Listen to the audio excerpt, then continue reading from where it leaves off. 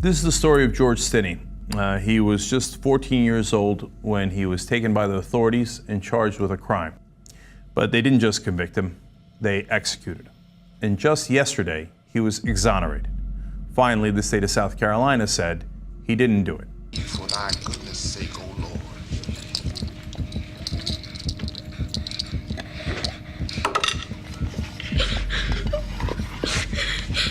This will only last a moment. O my God, do I trust in thee. Let me not be ashamed. Let not mine enemies triumph over me. When you land, you be in heaven. Think about it like you're leaping over a wide ditch.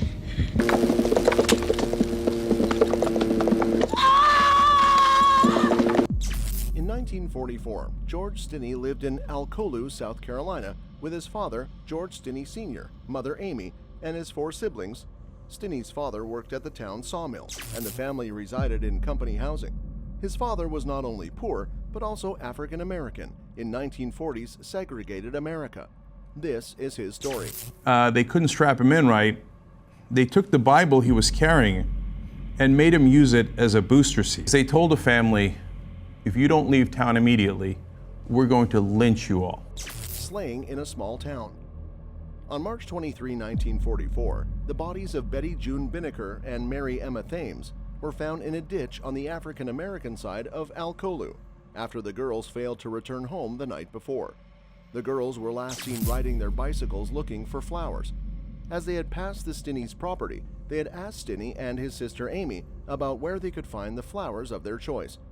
The two had been together at the time of the slayings, but that little piece of information was completely overlooked by the police in its bid to pin the blame on someone. George and his older brother John were arrested on suspicion. John was released by police, but George was held in custody. He was not allowed to see his parents until after his trial and conviction. Following Stinney's arrest, his father was fired from his job at the local sawmill, and the Stinney family had to immediately vacate their company housing. The family feared for their safety. Stinney's parents did not see him again before the trial. He had no support during his 81-day confinement and trial. He was detained at a jail in Columbia, 50 miles from Alcolu, due to the risk of lynching. Stinney was questioned alone without his parents or an attorney present. Seems impossible in present-day America, right? In those days, it was entirely too possible. America has come a long way since those dark days, but it has yet to emerge fully from its disturbing past. Ruth's sister, Violet Freeman, went home with me from school. So we went down to the church to get some water to take back to the house. This black boy came down there pushing a tricycle. He said, well, if you don't get away from here and if you come back, I will kill you. I said, we came to get some water and we just got to playing down here. That was the evening before the girl and Tim's girl went missing the next day. A miscarriage of justice. The entire proceedings against Stinney, including jury selection, took place on April 24, 1944. Stinney's court-appointed counsel was Charles Ploden, a tax commissioner campaigning for election to local office. Ploden did not challenge the 3 police officers who testified that Stinney confessed to the 2 murders, even though there was no signed confession. He also did not challenge the prosecution at any turn. Stinney's counsel did not call any witnesses, did not cross-examine witnesses, and offered little or no defense. Between the time of Stinney's arrest and his execution, his parents were allowed to see him once after the trial, when he was held in the Columbia Penitentiary. Under the threat of lynching, they were not allowed to see him any other time. Stinney was executed on June 16, 1944 at 7:30 a.m. He was prepared for execution by electric chair and buried in an unmarked grave in Crowley. And we knew those girls. We went to school together because of the way he threatened us and the way he looked at us. Just that they were very sweet girls. I can't say that he killed them, but I firmly believe that he did, because Mama could stand in the back door of our house and see us down there at the church. And she started down there to the church because she saw those little girls down there. So she turned around and went back to the house after she knew that he had threatened us. But somebody came up in the yard that she didn't go on down there because she said maybe she could have kept those little girls from going. Too little, too late. In 2004, George Frierson, a local historian who grew up in Alcolu, started researching the case after reading a newspaper article about it. His work gained the attention of South Carolina lawyers Steve McKenzie and Matt Burgess. In addition, Ray Brown, attorney James Moon, and others contributed countless hours of research and review of historical documents and found witnesses and evidence to assist in exonerating Stinney. McKenzie and Burgess, along with attorney Ray Chandler representing Stinney's family, filed a motion for a new trial on October 25, 2013. New evidence in the court hearing in January 2014 included testimony by Stinney's siblings that he was with them at the time of the slayings. In addition, an affidavit was introduced from the Reverend Francis Batson, who found the girls and pulled them from the water-filled ditch. In his statement, he recalls there was not much blood in or around the ditch, suggesting that they may have been slayed elsewhere and moved. Wilford Johnny Hunter, who was in prison with Stinney, testified that the teenager told him he had been made to confess.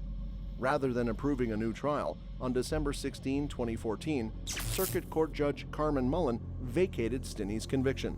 She ruled that he had not received a fair trial, as he was not effectively defended and his Sixth Amendment rights had been violated. The ruling was a rare use of the legal remedy of coram nobis. Judge Mullen ruled that his confession was likely coerced and thus inadmissible. She also found that the execution of a 14-year-old constituted cruel and unusual punishment, and that his attorney failed to call exculpating witnesses or to preserve his right of appeal. Mullen confined her judgment to the process of the prosecution, noting that Stinney may well have committed this crime.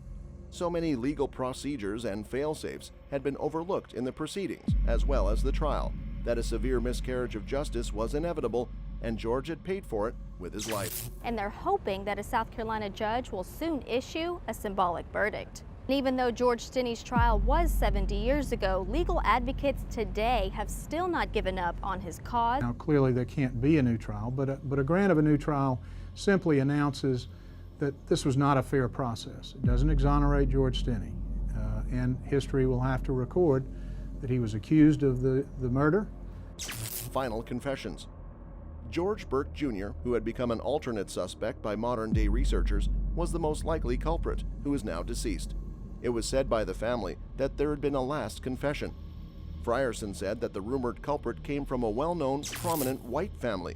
A member, or members of that family, had served on the initial coroner's inquest jury, which had recommended that Stinney be prosecuted. Since Stinney's exoneration, George Burke Jr. has been the subject of speculation as a possible suspect for the slayings. Burke Jr. passed away in 1947, aged 26. The Burke family was a scion of society in the exclusive little town.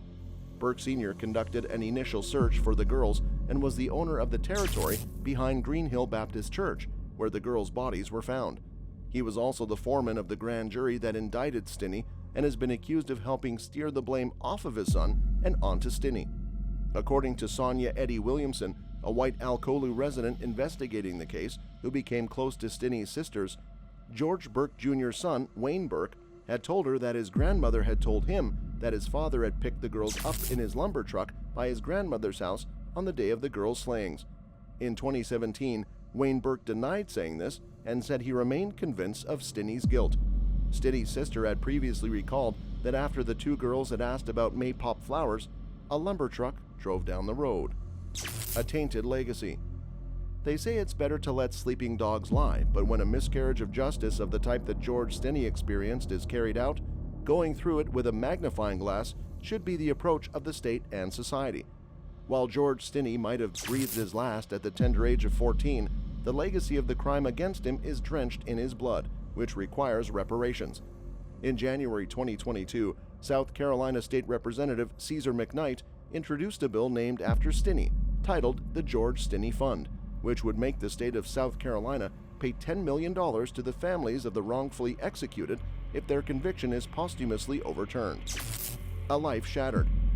At 7:30 a.m. on June 16, 1944, George Junius Stinney Jr. was escorted by 4 guards to the execution chamber. Wearing socks but no shoes, the 14-year-old black boy walked with his Bible tucked under his arm. The guards strapped his slight 5'1" frame into the electric chair. His small size made it difficult to affix the electrode to his right leg and the face mask, which was clearly too large, fell to the floor when the executioner flipped the switch. That day, George Stinney became, and today remains, the youngest person executed in the United States during the 20th century. Years ago, their families realized that they knew about it and didn't say anything about it. They just let it slide. This particular day, I went to the beauty parlor with my brother Charles, and my sister Amy stayed home with George. George had been taken away. Some men came in the car and took him away, and that was the last. I never saw him again. How is it possible, even in Jim Crow, South Carolina, for a child to be convicted, sentenced to his end, and executed based on circumstantial evidence in a trial that lasted only a few hours? Through extensive archival research and interviews with Stinney's contemporaries, men and women alive today who still carry distinctive memories of the events that rocked the small town of Alcolu and the entire state, Eli Faber pieces together the chain of events that led to this tragic injustice. The first book to fully explore the events leading to Stinney's passing, The Child in the Electric Chair, offers a compelling narrative with a meticulously researched analysis of the world in which Stinney lived, the era of lynching, segregation, and racist assumptions about Black Americans.